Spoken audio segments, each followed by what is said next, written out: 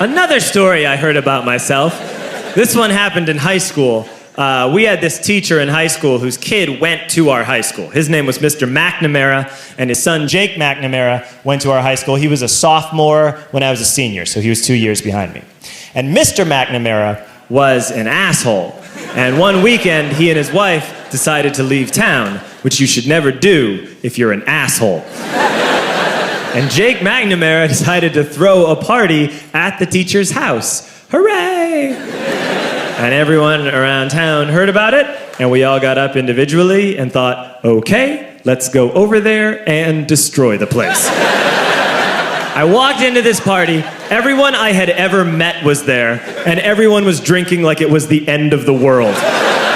People were drinking like it was the Civil War and a doctor was coming to saw our legs off. It was totally unsupervised. We were like dogs without horses. We were running wild. I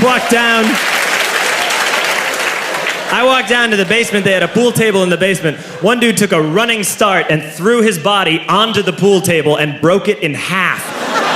Another kid found out which room was Mr. McNamara's and went upstairs and took a shit on his computer.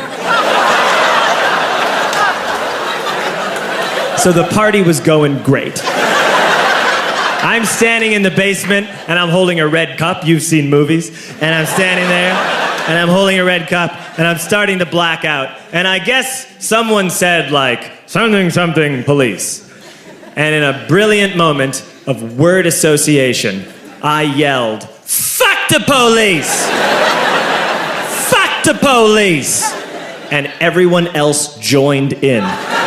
100 drunk white children yelling, fuck the police. With the confidence of guys who have like already been to jail and aren't afraid of it anymore. You know, that like, I serve my nickel, you come and take me confidence. But white children. The reason someone had said something police was because the police were there. So a Chicago police officer walked down the stairs and got to the bottom in the basement and looked out over a sea of drunk toddlers yelling, fuck the police, in his face. And he was almost impressed. He was like, wow. And then he leaned into his walkie-talkie and went, get the paddy wagon. And my friend John, who is now a father, this man now has a baby, he grabbed a 40, smashed it on the ground, and yelled, scatter! And everyone ran in a different direction. We all ran in different directions. It was like that scene in Ratatouille when the humans come in the kitchen and all the rats go in different ways. We all ran in different directions. I ran into the laundry room and I jumped up on the washing machine and I crawled out through a window into the backyard, and now I'm running through the backyard and there was this big chain link fence and I thought, I've never climbed a fence that high before. And then I woke up at home. On Monday, I went to school because that's what we did back then. And I'm walking into the school building, and who do I see but Jake McNamara? And he says to me, hey, were you at my party on Saturday? And I said, no. You know, like a liar. And he said, things got really out of hand. Someone broke the pool table. Someone took a shit on my dad's computer. But the worst thing, he says, the worst thing is that someone stole these old antique photos of my grandmother, and my parents are freaking out about it.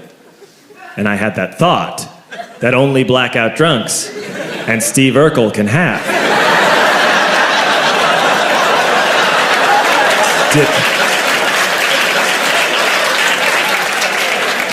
Did I do that? I figured, no, I wouldn't have done that. But I was never sure until 2 years later. Relax. I'm playing video games with this kid named Alex that we also went to high school with. 2 years later, we've graduated by now. We're playing video games for a couple hours. And then Alex says to me, hey, come here, I want to show you something. And he takes me into his bedroom, and then he takes me into a side room off of his bedroom. Never a good thing to have. And he shows me a tiny room that is covered wall to wall in stolen antique photos from different people's parties over the years.